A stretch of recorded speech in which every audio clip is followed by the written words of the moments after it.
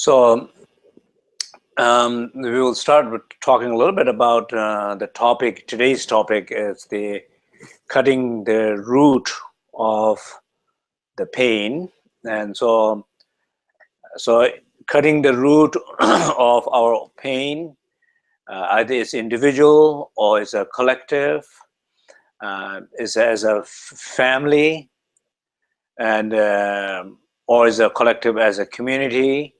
So their all roots are one, which is comes down to that sense of I, that we all refer as I, ego, and how this relationship of that particular root that connected with like the inner refuge. So basically the practices of inner refuge, the practices of inner awareness, or practices of the self-awareness, how that self-awareness actually helped to overcome that root of all our pain. So that I think I wanted to kind of make a little bit connection to that. So just for one example, like that, we all know that this sense of I, it's very, very complex. You know, when you think about I, like if you just this very moment, if you look at yourself, we say I. All the people who are listening to this moment, we say I. We all are different I's, and that sense of I that you have, it does not stay the same. It changes, and it has so many different faces. So many different faces. When you're very excited, happy, it's the I. When you're sad, depressed, the same is I. When you feel totally lost, disconnected, it's that I. When you're angry, agitated, it's the same, that I. When you feel peaceful, calm, connected, also that's still that same a sense of I. But it's appearing in a different forms and different phases. So basically, I is somehow root of all the pains, either individual or collective. In the teaching, talks about how to overcome that. In any form of Dharma teaching, it talks about how to overcome that.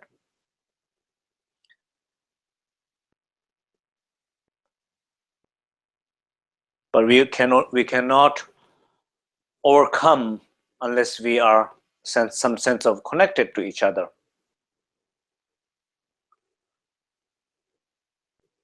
Just for a moment, just contemplate on that.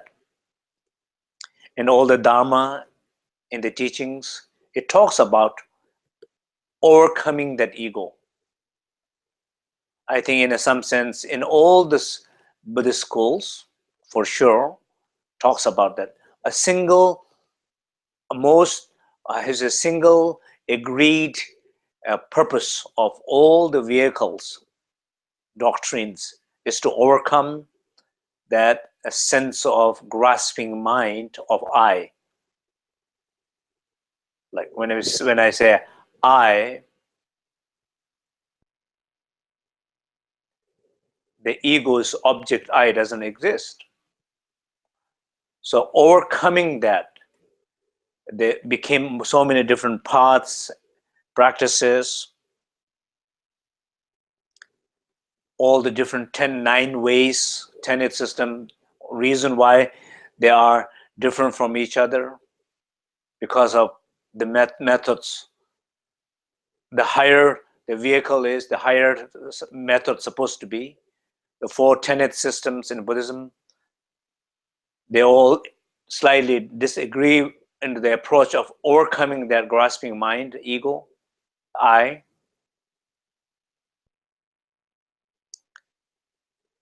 In our own individual experiences, also the same way, that every feeling that you have right now, if you look at, Some of you might be very excited, happy. Some of you might be sad. Some of you might feel lost.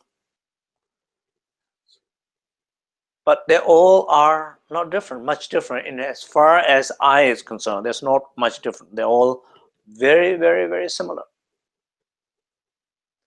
And some of these I, we make a big deal out of it. Others we ignore. Others we cherish too much. But they all are same. In some way, they all are same. There's not much differences.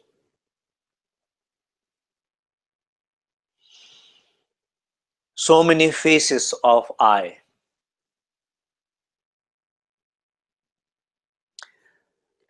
Whenever or whatever form in which these I manifest, recognizing them is the most important thing.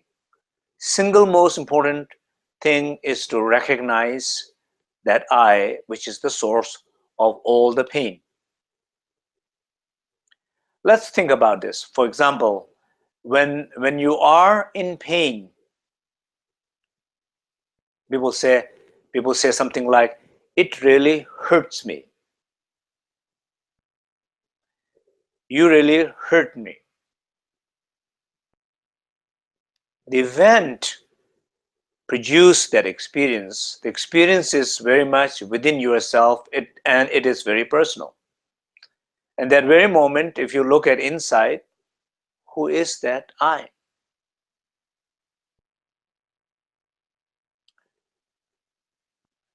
I who wanted to be accepted, acknowledged, respected, but did not receive that. Then it hurts. So there is a very specific sense of I, it's there, which is getting hurt. But if that specific kind of I is not there, or if that I is so playful and so open, that hurt won't be there. Because that I does not have all the qualities to be hurt, because it's very open.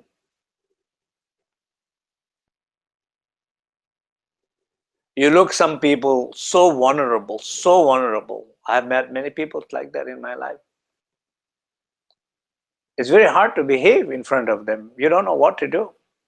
You say something, it's a problem. You don't say something, it's a problem. Because they always read it wrong.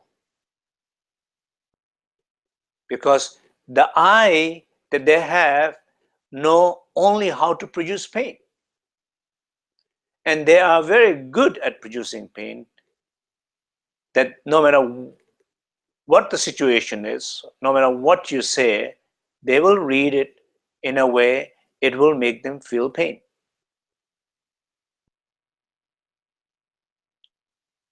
Because that particular person's I, it's very much deep stuck in pain and cannot see any other different ways than from the view of pain, and then only to produce the pain.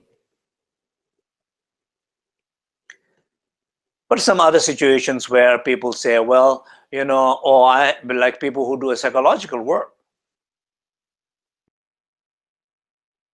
So you're in pain, and one aspect of you says, I am in pain. I need a help. So there is a I who is in pain, and there is a I who knows it needs the help. And there is another I who is looking for a help. And there's another I who is doubting about getting help. There's another I who is choosing what kind of help I need.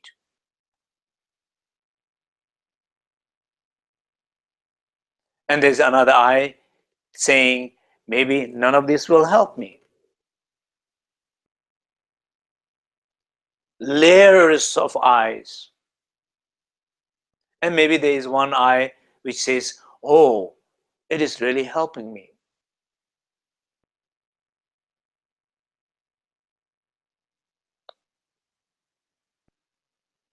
Is that I who recognize some support, help, Is it really a true I? No, it's not. It's another layer of I. But maybe better than the problem, because it appeared to be as a solution, at least for that moment. Does it fully answer the question of self-realization? For sure, no. Because another layer of the same root which is the source of all our individual and collective pain. So as I'm speaking, I want everybody to just kind of look at on your own personal level, on your own life, that all the pain that you experience in your life, that you are producing this moment in your life, maybe even you are producing the pain in other people's life, maybe you are responsible for collective pain that the group of you are experiencing, like such as in the family, in the relationship, in the group of people. Just for a moment, be aware, trying to look deeper inside, see where it's connected, what kind of I it's connected to.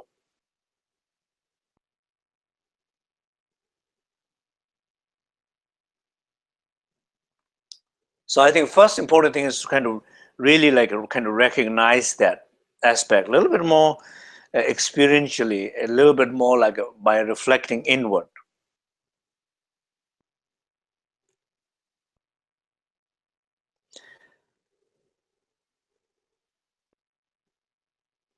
I is causing all the pains. There's an I which don't want it to cause a pain. Then there is an I at the same time it's causing the pain. For example, a parent. I don't believe there's one parent who like to hurt their children, or children and don't want to hurt their parents, or any relationship, in any loving relationship, no one want to hurt each other. There is an I who do not want to hurt. Maybe if you look at it in yourself, there is an I in you. You don't want to hurt your loved ones. But that I is weak. When your true sense of self is obscured by your thoughts and emotions and anxieties and stress, everything becomes more cloudy, restless, disconnected. From those disconnected places, your behavior of your body changes, your voice changes, your vocabulary changes. Are you aware that moment? You're hurting somebody.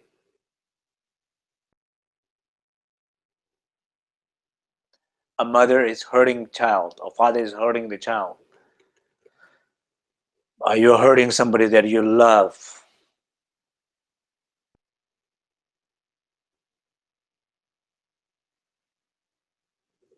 You don't want it to hurt.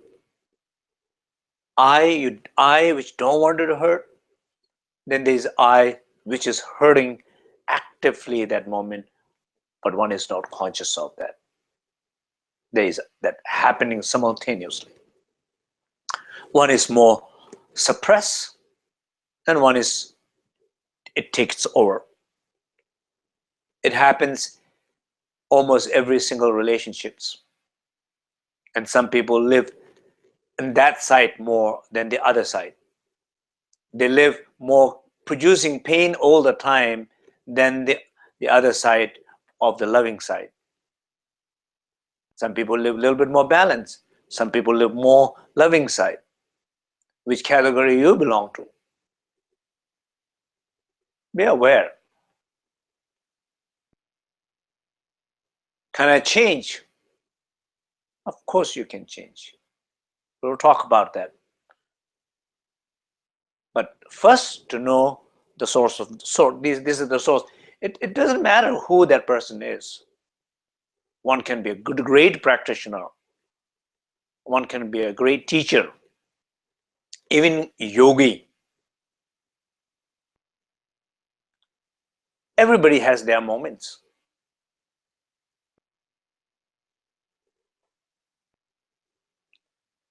Nobody intentionally wanted to hurt somebody, but people do. Because the true I, true self is obscure. The pain identity manifest.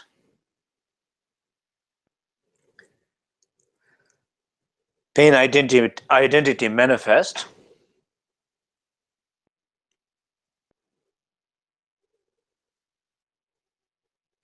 Just be aware of that a little bit.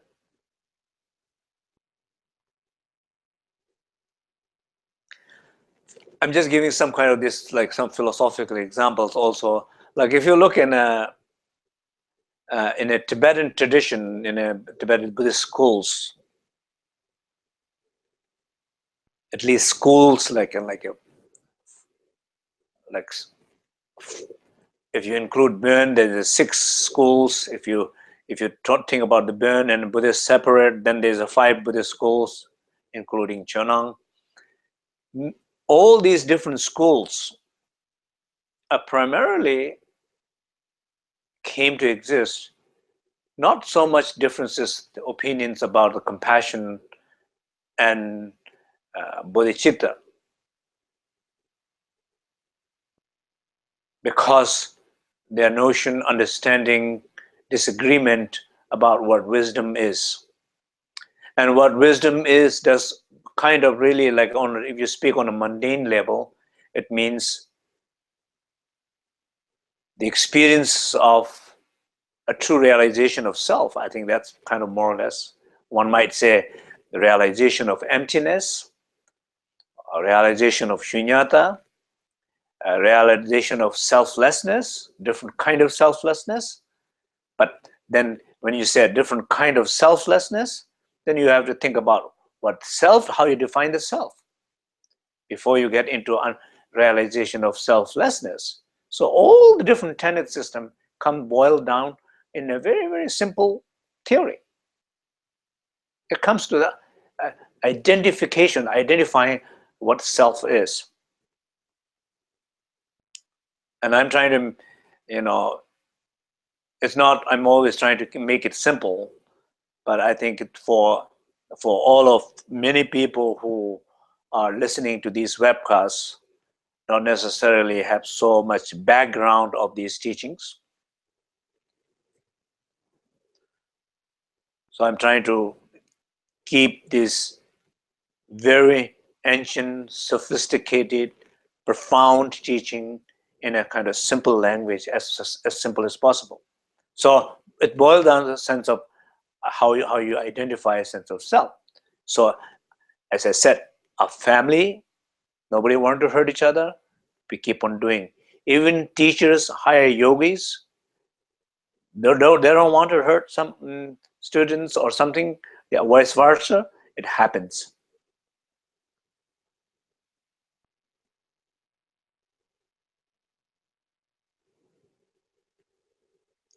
All the tenet system doctrines, they all came to exist because of there's a different notion of what self is.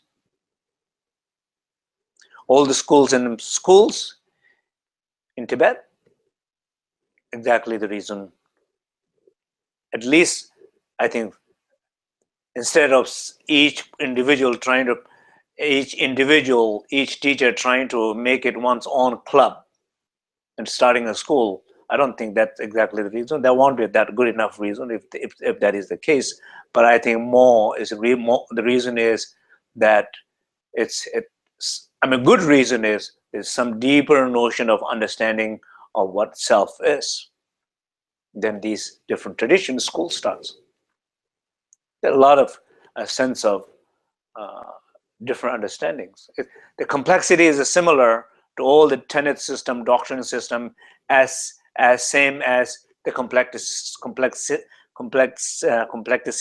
of one individual thing. Like, sorry about my words are not coming right. So it's like so it's, if you look at it in yourself, how many different aspects of the self you feel inside yourself? There's the same complexity. How many tenet systems and doctrines are there? Very similar. Of course, from the point of view of dzogchen, from the true source of healing, this from the point of this, it's so basically saying, unless you realize the changeless single truth with non-conceptual mind, there is endless a sense of I, there is endless a sense of pain, and some of them look great and beautiful, sweet, but still pain.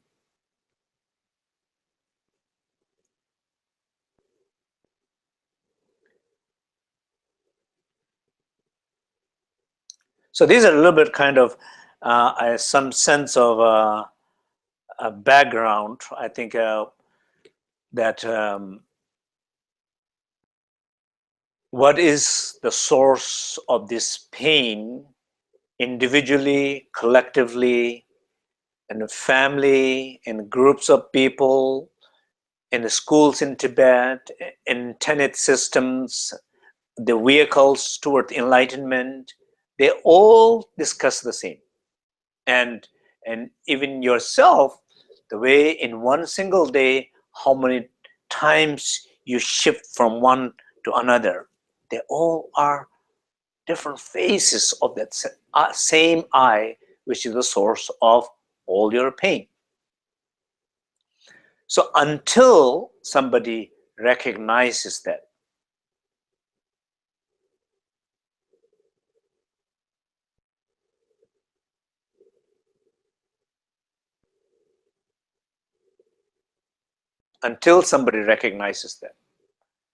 there is no way to overcome that. So now I hope it's clear a little bit. Now let's talk a little bit about that sense of I's, its relationship to the inner refuge. So how does actually aspect of inner refuge kind of ties with each of these? How to overcome that sense of self, or the source of that all our individual collective pain, with the support or with the realization of inner refuge. How does that help? For example, the first, of course, now I know like there are many of you who are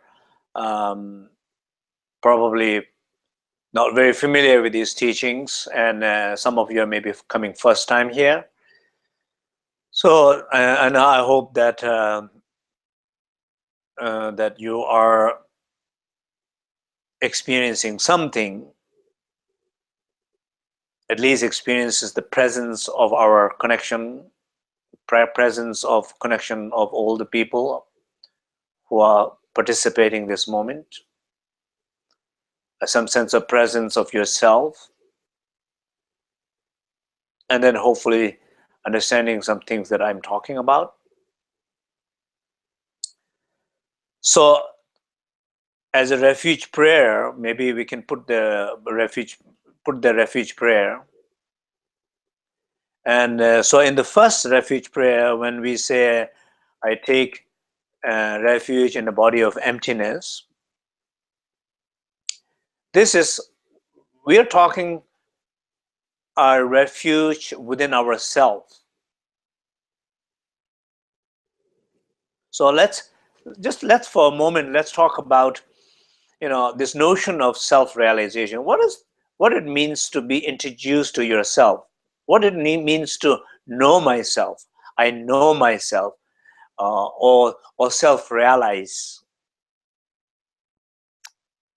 Okay, let's just pause for a moment.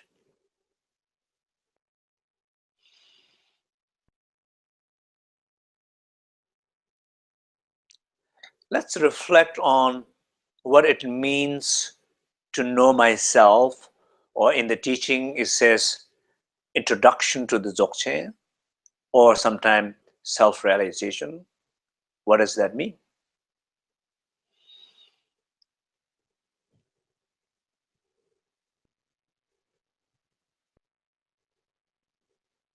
So before we talk about what that means, let's talk about things what it doesn't, things that we think it, what self-realization means. I will want to tell how that is not true. For example, all these different aspects of faces, like a face of I, sense of I, so many layers and layers and layers. And sometimes, uh, I always give one example of a friend of mine said, after having a stable relationship for many years and never feel the sense of jealousy because the partner was very stable, loyal, connected, and at some point the relationship breaks and he's suffering, and then he finds in suffering, but he never kind of felt like a sense of jealous in that relationship because it was stable. And then he was involved in a younger relationship where there was a lot of jealousy, and he told me, he said, "Oh, I began to realize myself last 10-15 years of something that I did not realize myself. Now I begin to realize myself." I said, "What is that?" As you know, he's having some self-realization. So what is that? Then he said, "I realize that I have a jealous," or he did not probably say I have jealous. I don't exactly know how that he said, but basically he was saying that I realize myself because I realize jealousy in me, strong jealousy, hidden jealousy, which I did not know last 10-15 years. That same kind of way of referring to in many psychologies. Every time a therapist is trying to work with a patient, every time you connect with some sense of self, you're saying, "That's not you, that's not you, that's not you, that's not you. Who are you? This is who you are. You are father, your mother, your teacher. You are a good person. You are okay person." Whatever, there's some sense of, they come to a conclusion of identifying somebody in that person.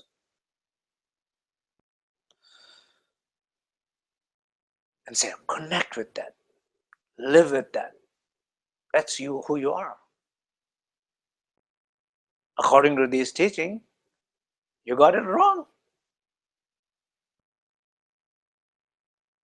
That's not who you are.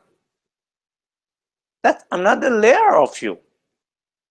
Might serve you better than all the other faces of your pain. Looks like a little bit painless, at least doesn't appear to be pain, even it is a pain. So you're happier with that pain, which not having face of pain. So none of those is I. So basically, that, let me clarify that. So none of those I that you refer to, most of us refer to I, that's not the I self-realization. That's not the self of when we say self-realization. None of many psychologists, when you're working and when we are trying to kind of define some sense of self, none of those selves are either a self when we refer self-realization. None of them. Neither you, when you feel experience of some sense of saying I, in a good way of feeling sense of I, a positive sense of I, neither that is you. So they all are equally the source of pain. Some produces more and some produces less, but they're all eventually you're not pain free. So that's, I think, first thing is important to understand. So let's go back. So what is then this notion of I? What is that I? What is that self-realization? That sense of self-realization is a three component to it. And usually, according in a refuge prayer, we say, I take refuge in the body of emptiness, I take refuge in the body of light, I take refuge in the body of great bliss. In these three aspects are a sense of self. One of them is complete, but they're all parts of it. And maybe if you wanted to say only one line, then you will say realization of inseparable state of awareness and emptiness. That is the self-realization. I repeat again. Realization of inseparable state of awareness and emptiness is self-realization. So inseparable state is the self. Not one of them, but inseparable state of emptiness and awareness can be referred as self. I mean, you can label it. Of course, none of the label will work, but at least there will be only if I have to label, that will be my last label. And maybe I would, at least for me, that's probably the best, most simplest label you can put on that. So the first refuge, when we talk about take refuge in the body of emptiness, so how does that first body help us to overcome a source of our pain? I'll just example very few very essential aspect of the practices. I'm sure many of you heard this many times, but maybe not enough time to really get it or awake from it. For example, word like leaving it as it is, not elaborating, not changing, not putting effort. You hear these things all the time in these great teachings.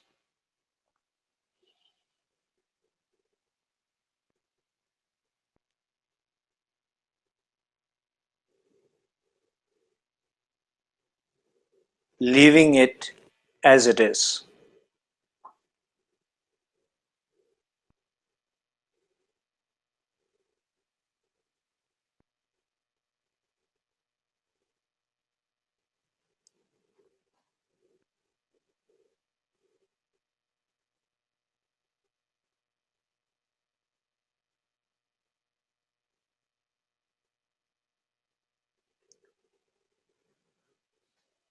Just breathe deep. No matter what sense of I it's manifesting, what phases of I it's manifesting this moment in your life, each individually speaking, we are all different.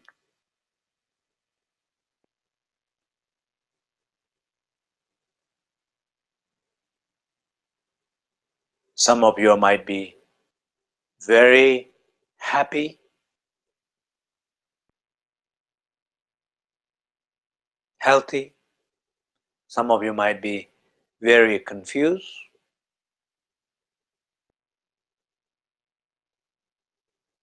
or very deep in pain,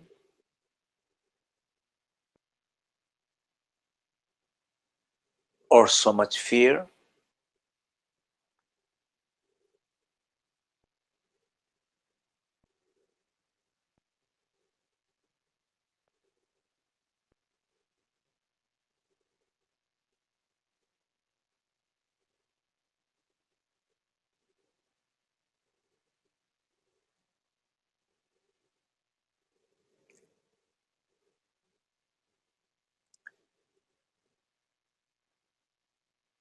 the essence of the first refuge, leave it as it is for a moment.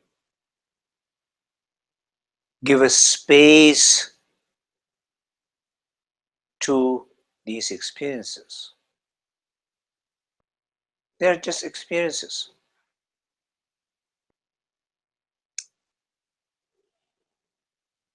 Feel support, that we are all supporting each other and we are all supporting you. This very moment. Give a space. Allow.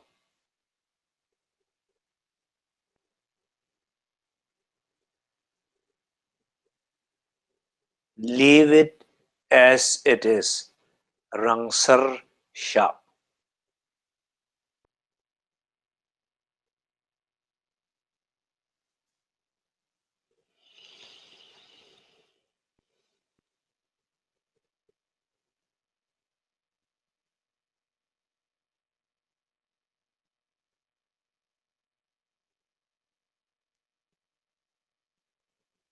Body of emptiness, unbounded space.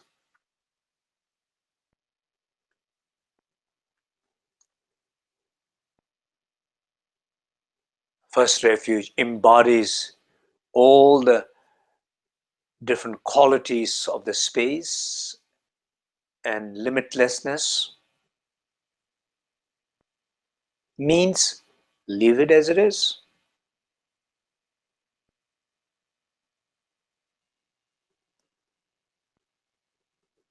When I say that, you can recognize in you, you're trying to leave it as it is. But you realize there is someone there. It's not letting it be. That's one face of your pain. Recognize that. You see, you're trying to leave the pain or conflict as it is, but there is someone else in that process who is trying to not follow, who is trying, who is challenged, who is feeling problem with that. Now you have to recognize that rather than the pain. Pain is not bad. But the one who is not resting is not good.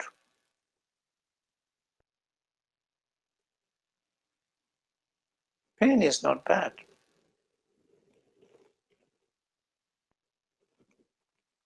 The one who is not resting, the one who is not allowing is not good.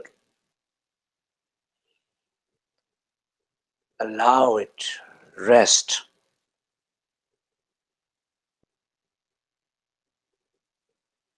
No change is necessary. No effort is necessary.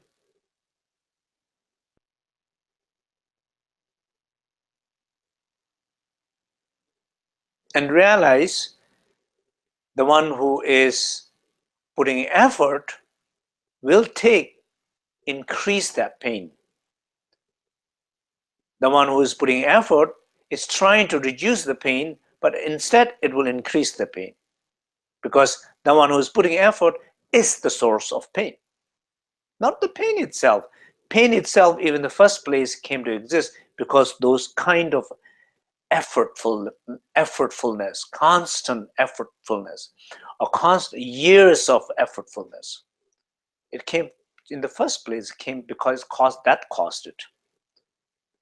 Because pain can just come and go as fast, like clouds, like a weather, unless somebody else is holding on it, grasping on it, manipulating it, and increasing it, expanding it, impacting your world.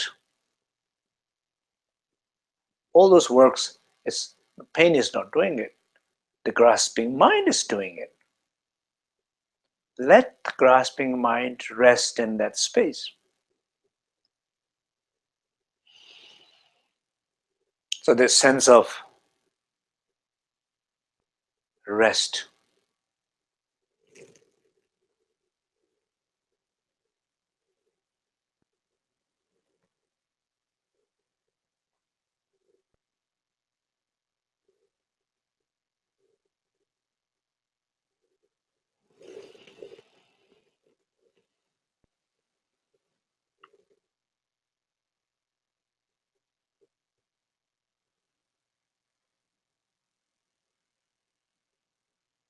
Let's refresh and reflect again. Look at in your life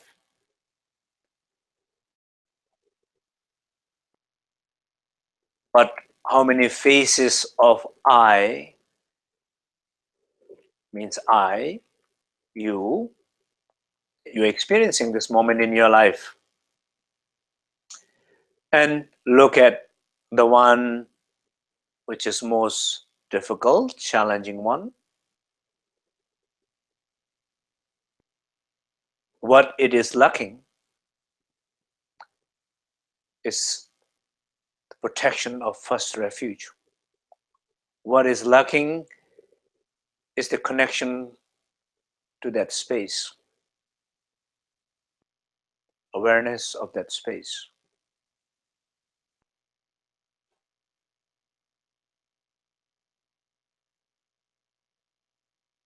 How you do that? As I said, let it be. Leave it in its own place. Rang Sarsha. Recognize when you're putting effort. No need to put effort. Effort is another phase of your pain. Just recognize that. Yes, effort is another phase of my pain. That's it. You don't have to do anything. The moment you recognize, you're already getting helped.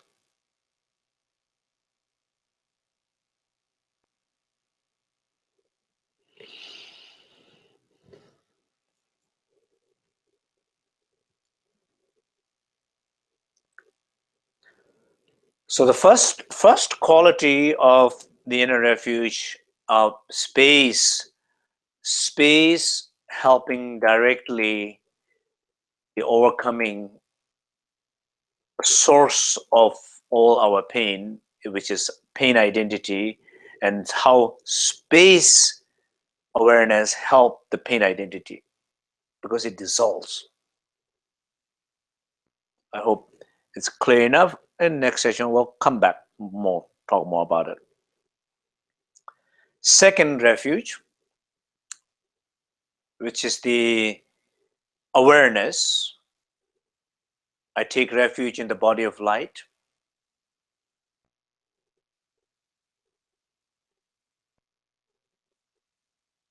So as I said, the awareness is one aspect of self-realization or knowing yourself. One aspect, not complete.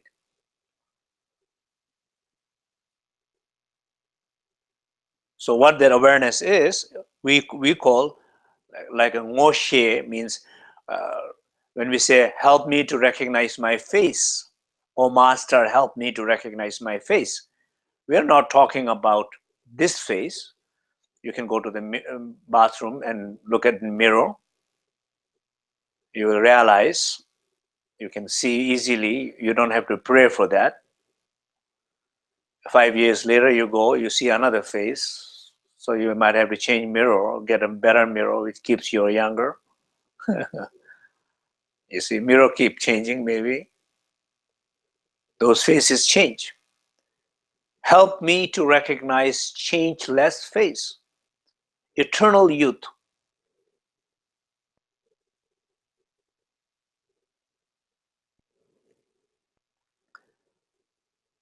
Connection. The second refuge is about connection.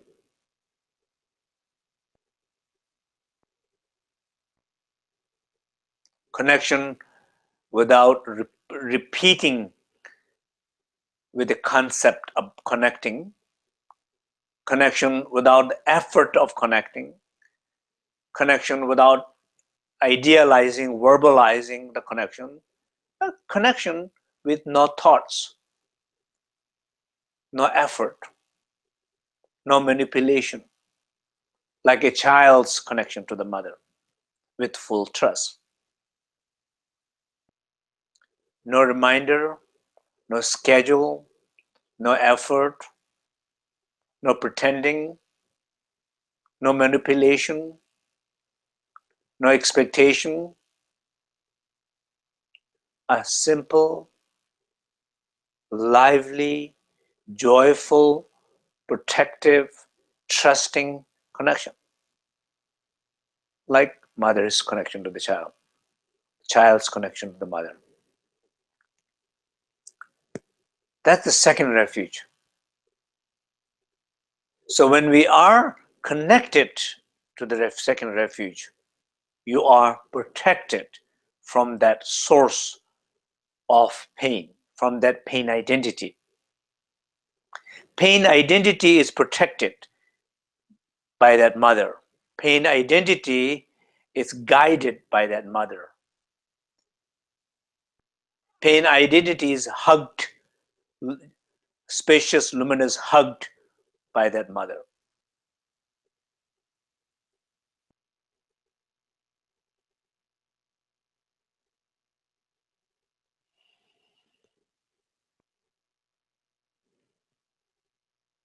So in that second refuge, there's also this sense of what we call talk soleil, like making a friend, becoming a friend, all the like your vision becoming your friend, your appearance becoming your friend, your life becoming your friend, your experience becoming your friend, your thought becoming your friend, your emotion becoming your friend, even your pain becoming your best friend in that connection. In that connection, like such as, a good connection between the mother and the child's pain might be a ways of connecting deeper with the mother. Or child's pain might be a signal to mother to be conscious and notice and observe and see the child and feel the child. So that's a sense of a second refuge in which the pain identity is healed or protected. So the last one, third refuge,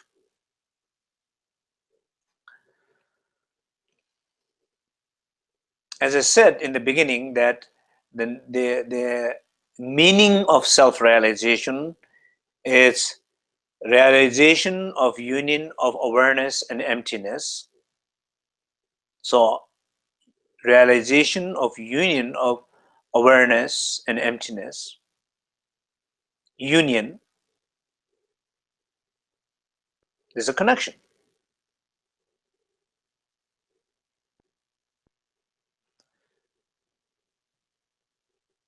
It's not just empty, it's not just clear. Clear is empty.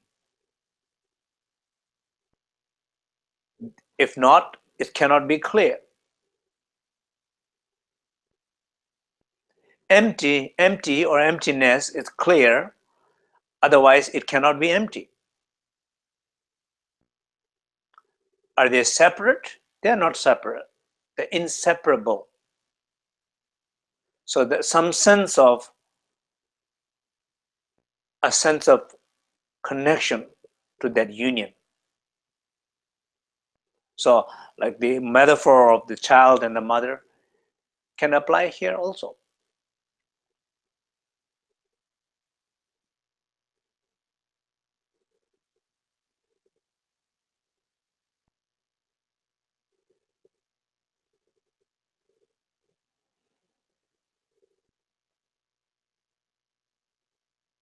like child resting in the loving arms of mother.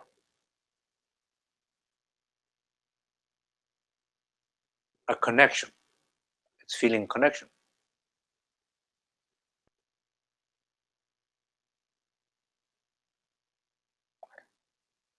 It's open and it's aware. It's aware of that openness.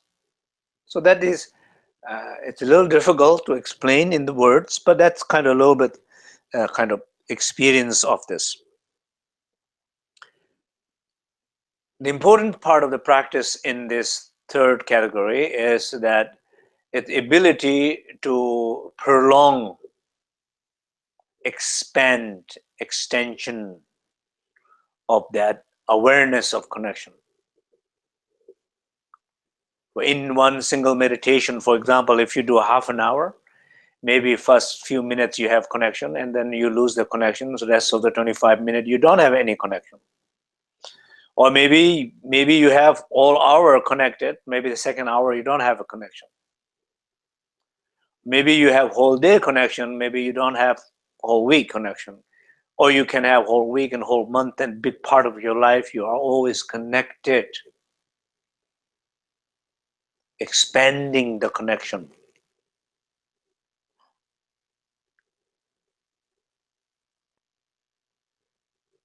I mean, I know, like in many sense in the traditions, like a formal and informal practice, many places the formal and informal practice is so separately divided. You know,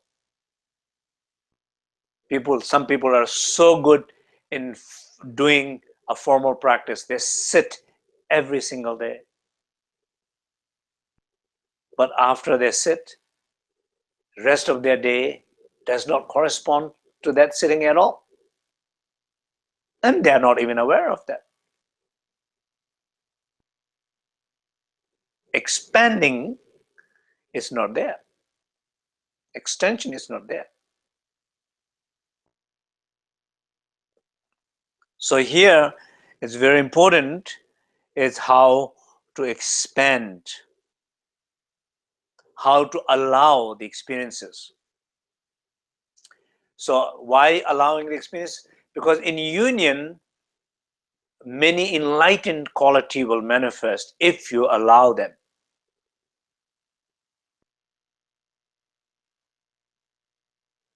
Like,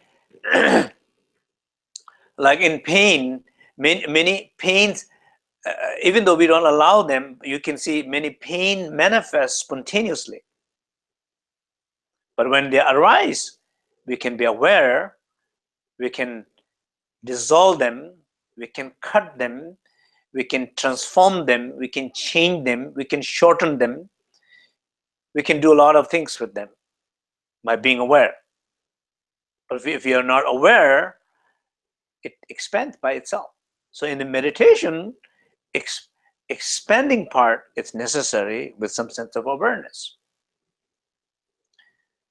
That's why so many times people call integration in life. So how you, this deeper, higher understanding, how you're trying to integrate them in informal and everyday life.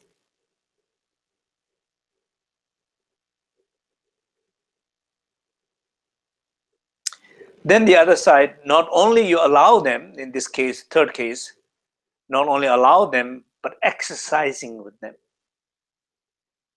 For example, I just give a short example, which might be turned into a longer one. As we, in this morning session, as we're saying, the root of our pain, individually or collectively, many phases of our pain, and trying to narrow down into one which you are facing now, this moment in your life, you narrow down, you're conscious of it. You're kind of stepping back a little bit, seeing it, being aware of it.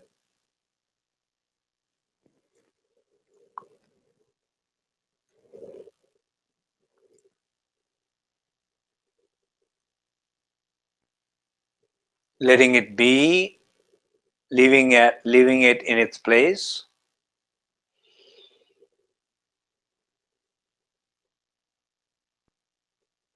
As you do that, immediately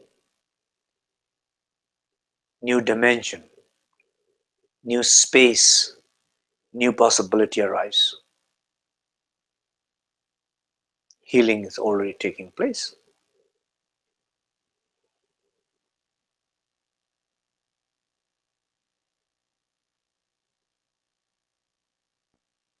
You feel the sacred space, the first refuge.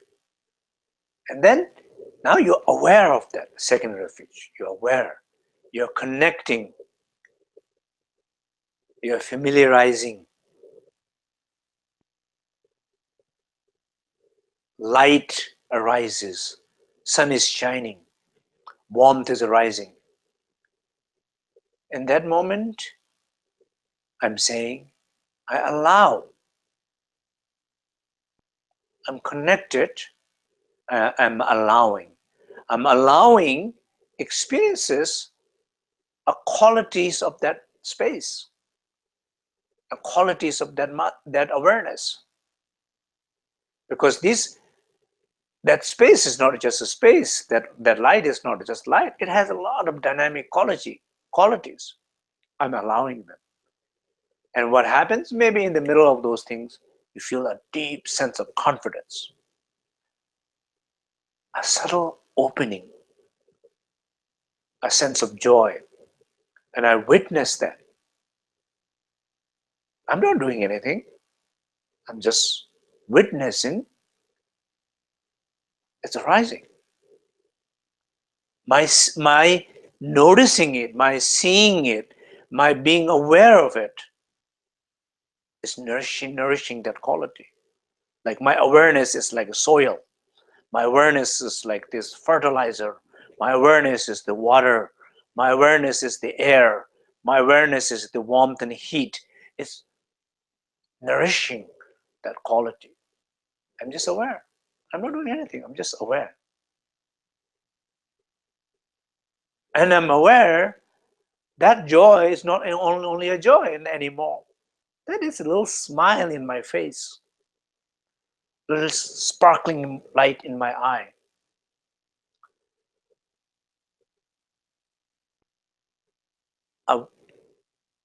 Words of love, feelings of connection.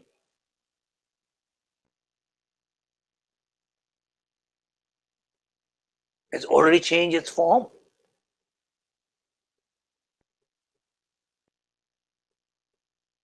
I'm not doing anything still. I'm just aware of what's happening in that inner refuge by trusting it.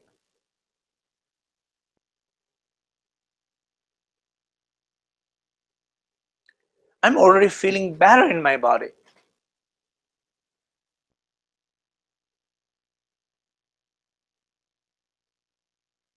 I'm feeling more connection to the people.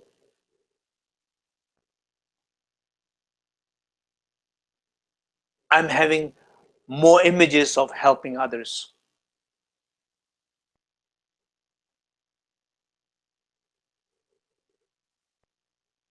I'm not only feeling, I'm doing already. I realize I'm in the middle of action, doing it. It's manifesting. I'm still doing nothing. I am not doing anything, but it's happening. The enlightened activities are happening, enlightened actions are happening, helps are happening. But I am not doing anything.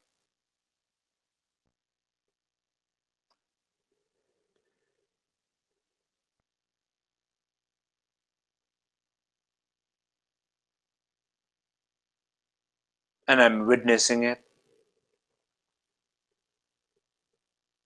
I'm being aware of it. I'm living in that space. So that is a sense of how just kind of summarizing a little bit in a few minutes. Now we have just a few minutes left. Is that a source or the root of our individual and collective pain is the pain identity, which has so many different faces, so many different tradition, doctrine, vehicles, all started around it. Even in our own different aspect of whole life started around it. We are constantly manifesting because of different faces of different identity, layers of I, and some of them are good, some of them are okay, some of them are not that good. But even the one who is looking at judging it's not the sense of I. And they are all are equally a root of our pain. For sure, in order to heal them, get rid of them, overcome them, there are some kind of sequence in order in which you do. For most of us, and somebody can do like a how you say, it's like trying to delete photos in your iPhone, right? You have taken so many beautiful photos knowing that if as long as there's enough space, I can keep on taking photos, and then you said you go into the deleting aspect, you check and say select. That means select all the ones you wanted to delete. So you look at, you open up all the files, you select one. I can delete that, yes. I can delete that, yes. I can delete that. Oh no way, this is the beautiful photo I taken, I cannot delete that. I wanted to frame it, I wanted to send it to somebody, I wanted to make a book cover, I wanted to make it last forever. So I'm not going to delete that. So okay, next one, delete. That's one way to do it, and that most of the time we do that way. Nobody is going to throw iPhone on a rock and break the iPhone and delete photo and the phone. Nobody's going to do that, right? Some brave person might do it. Or at least somebody might say, well, I have too much junk in this phone. I really wanted to clear everything. Select all. Shift A. That's a dzogchen deleting. That's why it's A, Shift all and delete. Two-step deleting process. That's very much dzogchen way. And we are not probably brave enough to do that way either. So you do your way. You select.